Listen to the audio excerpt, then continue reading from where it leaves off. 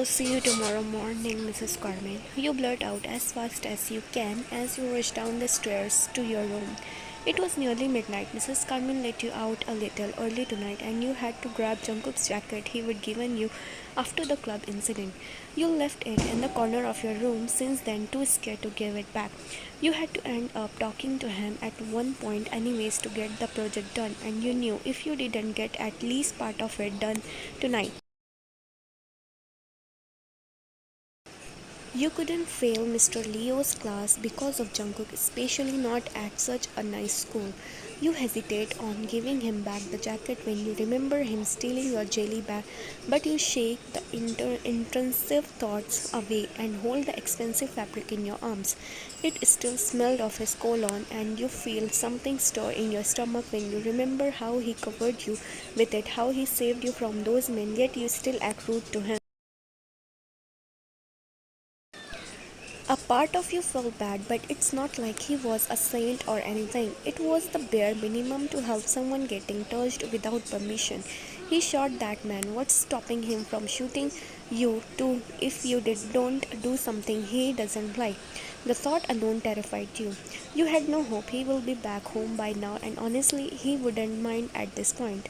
Your nerves only got worse as near the door that got more terrifying the closer you got.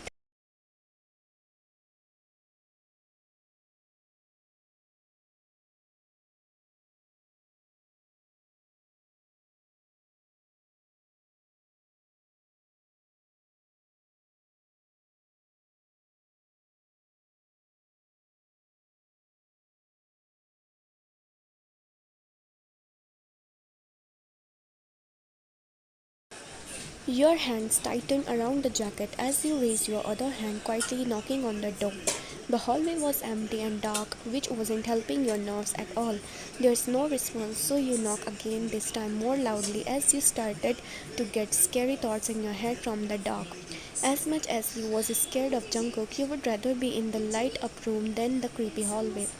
Please open the door, you whisper to yourself as you knock again, even louder this time.